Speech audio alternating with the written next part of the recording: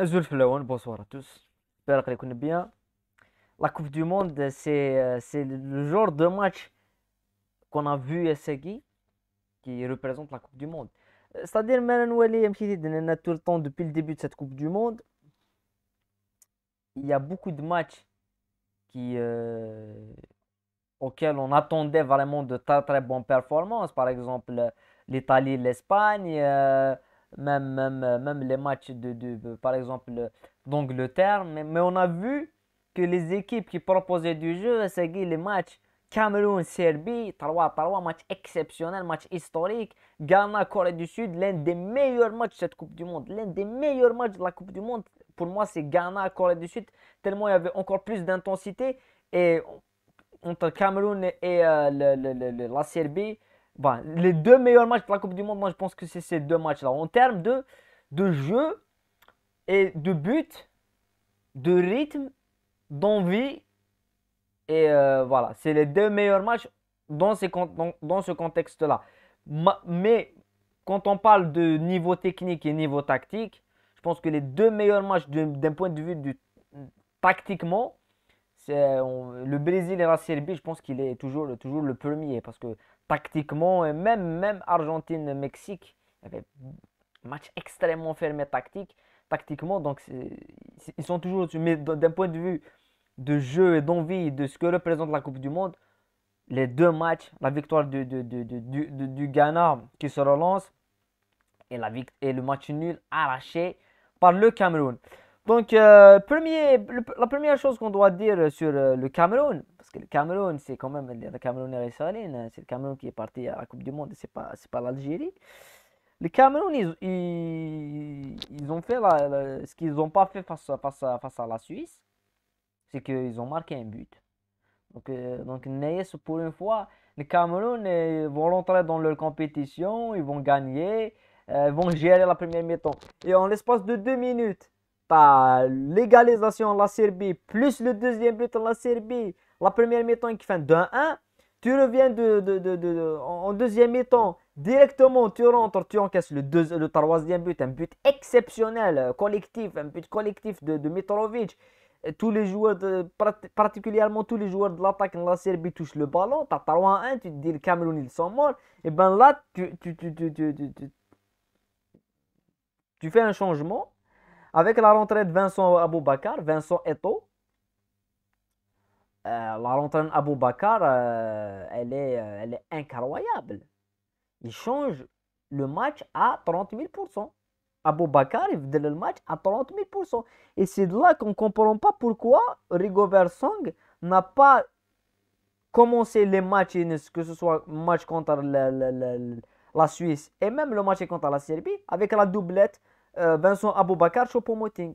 On ne comprend pas, même les Camerounais, même la presse camerounaise n'a pas compris. Et tout le monde ne comprend pas comment il a Vincent Aboubakar et il ne le fait pas jouer. C'est l'un des meilleurs éléments de la Coupe d'Afrique. C'est le meilleur joueur du Cameroun, mais de très très loin. Donc, mais il a changé complètement le match parce il a apporté ce qui manquait au Cameroun, c'est la profondeur. Ils ont frappé l'équipe de la Serbie qui, je ne comprends pas comment la Serbie, une équipe qui défend très très bien, contre le Brésil, comment la manière comment ils ont défendu, ils ont fermé le jeu et tout, comment à 3 contre 1, tu continues d'attaquer et tu joues à 40 mètres de tes buts. Comment? Normalement, à 3-1, même à 2-1, on va dire à 3-1, tu joues à la contre-attaque. Tu fais bloc bas. Donc, tactiquement, on n'a pas compris. Mais ça a profité aux Camerounais ils ont fait ce qu'ils devaient faire. Hein. La rentrée de Vincent Aboubakar, c'est une top performance. C'est une top performance. Pour le deuxième match, pour moi c'est le deuxième match qui m'a encore plus impressionné parce que niveau athlétique, j'ai trouvé que c'était au-dessus. Ghana contre la Corée du Sud, un match où le Ghana n'a pas dominé. Hein. C'est la Corée du Sud qui a dominé le match, qui a eu beaucoup plus de maîtrise, qui a eu beaucoup plus de possession.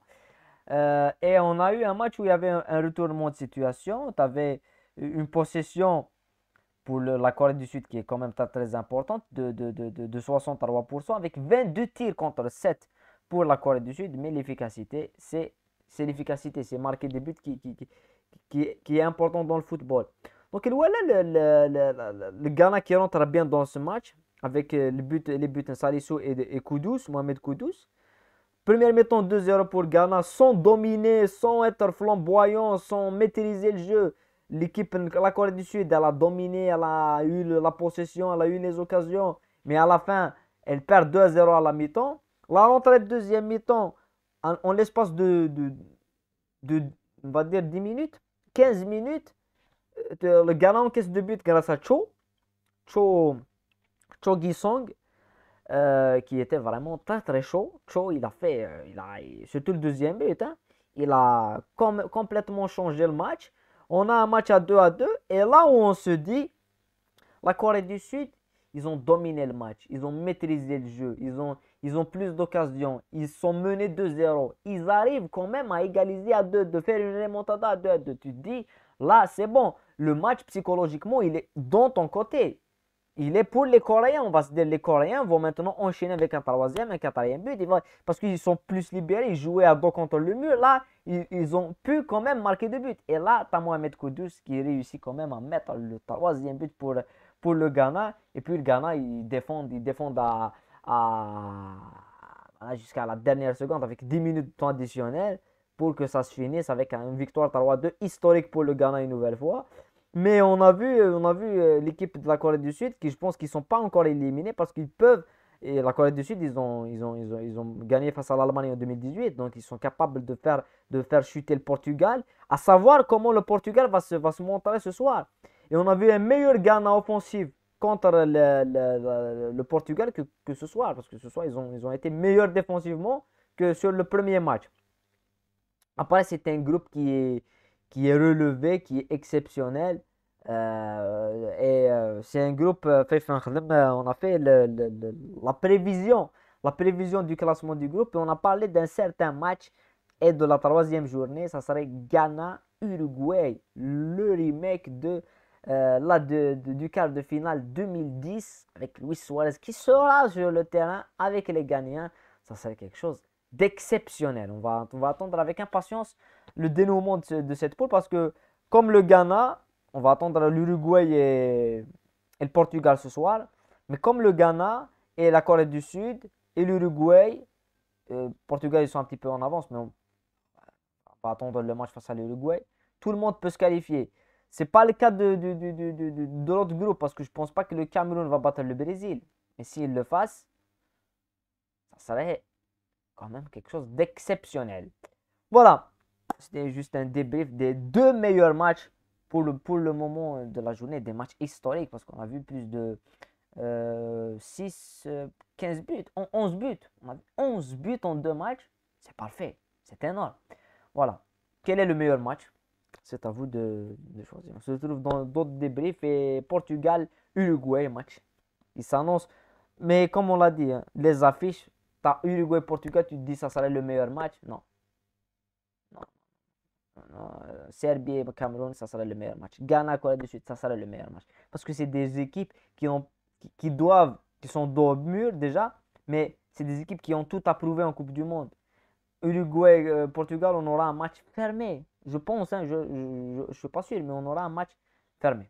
Voilà. Mais en tout cas, on va le débriefer le match. Voilà. Merci de nous avoir suivis. Voilà. Surtout dans le débrief Portugal-Uruguay.